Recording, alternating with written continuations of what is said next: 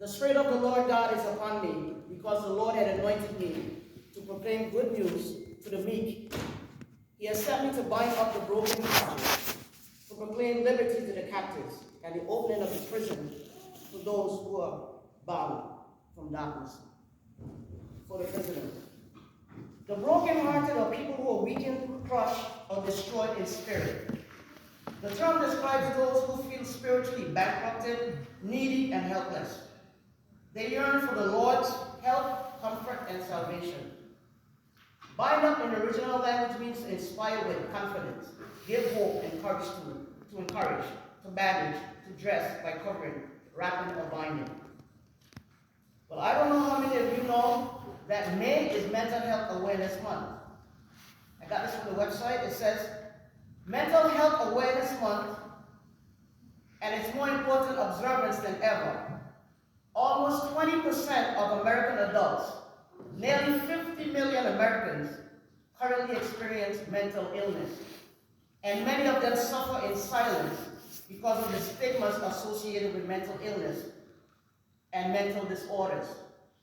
Quote, Mental Health Awareness Month is important because so many times it gets overlooked unless something major really happens, like a death by suicide or celebrity having some sort of a breakdown. Mental health is health, and it deserves to be put on the forefront, just like the other illnesses we recognize throughout the year. The more we put it out front, the less stigma and the more normalized it becomes. John 10:10 says that Satan, or the thief, he does not come except to steal, to kill, and to destroy. But Jesus says, I am come that they may have life and have it more abundantly. We studied a lesson quarter back in 2011 that was entitled Jesus Wept. As human beings, we're the most rational of all world's created beings. Our emotions rule our lives more than, we rule our emotions sometimes. They're good, because without them, we wouldn't be human. Now, it doesn't mean that you're not a Christian. If you experience depression or if you're sad, you get down. These are not wrong. They are not sinful. We don't show a lack of faith or lack of trust when we respond to life turmoil with such emotions. After all, Jesus himself responded to emotions. John 11:35, Jesus wept. Mark 3:5, and he looked around them about with anger. He got angry. My soul is exceedingly sorrowful unto death. Mark 14:34.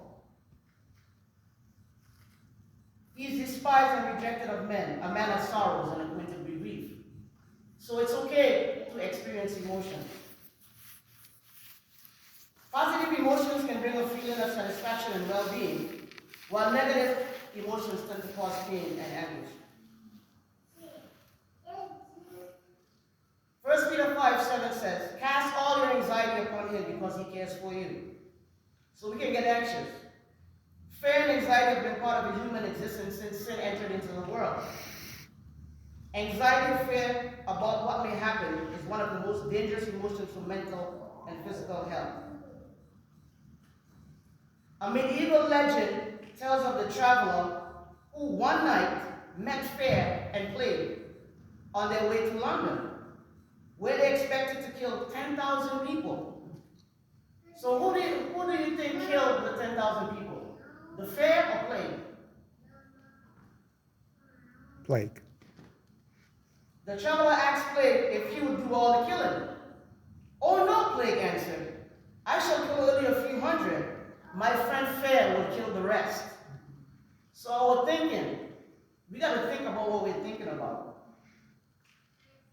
Bible characters were not immune from mental illness as well. I'm going to talk about three characters: Elijah, Peter, and Judas. The events of Elijah's life are studied in contrast. The prophet appears abruptly from a secluded life in the mountains of Gilead and stands before Ahab as a valiant warrior for God, declaring God's judgment and idolatrous Israel. He disappears take up residence beside a quiet stream in the wilderness, where God feeds him twice a day by sending ravens. When the stream dries up, Elijah visits a widow in a foreign land and stays with her and her son. All three of them eat from a miraculous daily provision of oil and flour until God calls Elijah to face Ahab again. Now, though the king was in an active pursuit to kill him, Elijah survived during the 3 years of famine on the daily providence of God. From a quiet, private life, this is the stresses of life's trials, Elijah becomes a major public figure. For the past 3 years, he has been in seclusion, hiding from Ahab. Now he calls all Israel to the top of Mount Carmel and stages a dramatic showdown between God and Baal. God responds by sending fire from heaven and then a dramatic storm. The day closes with Elijah tucking up his robe and running down the mountain before Ahab's chariot in a torrential downpour in the dark. This is pretty heady stuff for a country prophet from Gilead. Well, unfortunately, Elijah was not done running. In less than 24 hours, Elijah went from the peak of the Mount Carmel experience to running for his life from an enraged queen who was bent on vengeance, Jezebel. He fell into a depression so deep that he prayed for death. Instead of scolding him for his lack of faith, however, God fed Elijah to special circumstances. So we see here Elijah went from a mountaintop experience down to the point where he wanted to die. The next person I'm going to talk about is Peter. God told Peter that before the cock rose before the cock rose, you're going to deny me 3 times. But Peter felt so confident in himself. Oh, no, not me, Lord. Wherever you go, I'll go. And what Jesus told him would happen did happen. He denied him 3 times. And in Luke 22, it says in verse 60, when it says the 3rd time he denied him, he said, "Man, I do not know what you're talking about." And immediately, while he was still speaking, the rooster crowed. And the Lord turned and looked at Peter. And Peter remembered the saying of the Lord, how he said to him, "Before the rooster crows today, you will deny me 3 times." And he went out and wept bitterly. Peter was remorseful for his sin. He wept bitterly. And he asked God to forgive him. And Jesus used him in a mighty way as we read throughout the scriptures. Judas now was the betrayer of Christ. It says Satan entered Judas, called Iscariot, who was the number of the 12. So even though Judas and Peter was close to Christ, walked with him and everything, they still betrayed him. What does that say? That Christians are not immune from falling prey to the hands of Satan. It says, Satan entered Judas, who was of the number of the 12. He went away and conferred with the chief priests and officers how he might betray him to them. And they were glad, and they gave him money. So he betrayed Jesus for 30 pieces of silver. Then we read in Matthew 27, verse 3 to 5. Then when Judas, his betrayer, saw that Jesus was condemned, he changed his mind and brought back the 30 pieces of silver to the chief priests and elders, saying, "I have sinned by betraying innocent blood." They said, "What is that to us? See about it to yourself."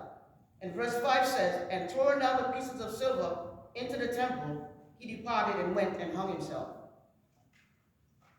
So Elijah went from a mountaintop experience to a very deep depression, to suicidal ideation. He wanted to die. Peter, on the other hand, felt ashamed and guilt. He asked God to forgive him, and God used him in a mighty way. Judas committed suicide. I don't know if you've heard in the news about the celebrity. Her name was, what's her name? Naomi Judd. It said that she died from depression. She committed suicide as well. Brother Samuel preached a message last Sabbath about a special friend. He talked about a friend. He was age 26 and he OD'd. There's a story told of a Miss Universe, or Miss USA. She was 28 years old. She committed suicide. She was diagnosed with high-functioning depression. High-functioning depression means you go about your business, you go to work, you go to school, you do your daily tasks, and people cannot tell that you're depressed. But deep down inside, she was dying inside. Naomi Judd spoke about suppressed childhood emotions, sexual assault, sexual trauma, and medications and doctors was unable to help. Now, NAMI has a number if anybody's in crisis to call if they're suffering with depression.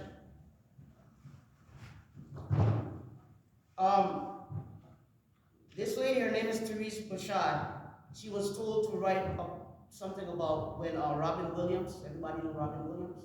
Comedian. He looked very happy, but obviously he was not. It said, what I wish people knew about depression. I wish people knew that depression is complex. Physiological condition, physiological and spiritual components. I wish people knew that depression doesn't happen in a vacuum. I wish people understood that untreated depression can increase the risk of developing other illnesses. That a 2007 Norwegian study found that those participants with significant depression symptoms had other high risks from death for major causes, including heart disease, stroke, respiratory illnesses, such as pneumonia, influenza, Parkinson's disease, etc.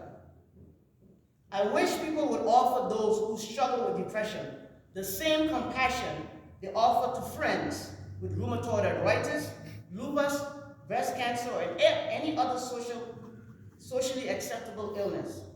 That they'd question those discriminations and judgments reserved for disorders that fall under the umbrella of mental illness.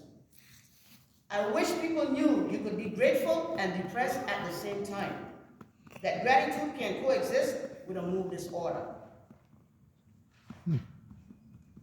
I wish people knew that a depressed person is capable of fake laughing for 2 hours through a dinner, only to go home and Google, quote, easiest way to get cancer.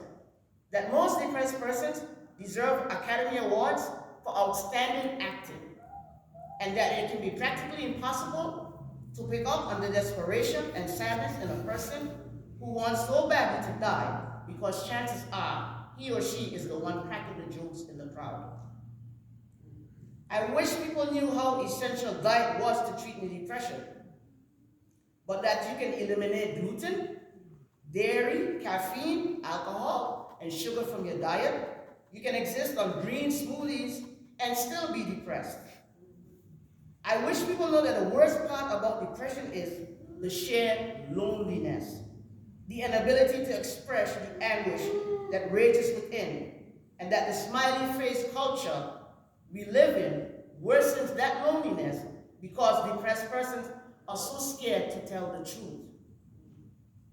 I wish people knew that taking one's life can feel like sneezing to a severely depressed person, that it can be a mere reaction to the body's strongest message.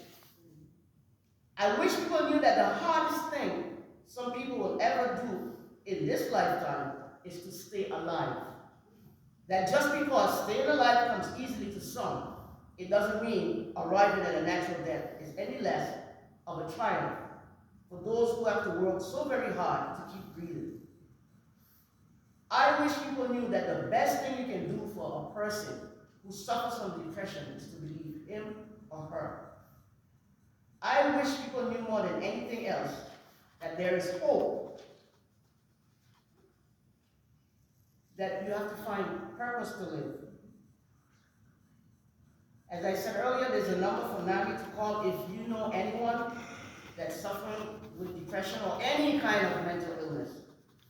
You dial 1-800-950-NAMI or text crisis to NAMI. So in conclusion, cry out to God in distress. Sometimes you can be so down, you don't even have the strength to pray. All you can do is say, God, help me. We can get depressed from time to time, but it's people of our faith that also suffers with mental illness. We don't just pray it away, we can't just snap it away, but we have to be more compassionate to those in our vicinity and ask God to help them. May God bless us today as we continue to worship Him. Thank you for being here for Sabbath School. Amen. Oh, sorry. We're going to turn it over to a song. And then we're going to prepare for Sabbath School lesson study after.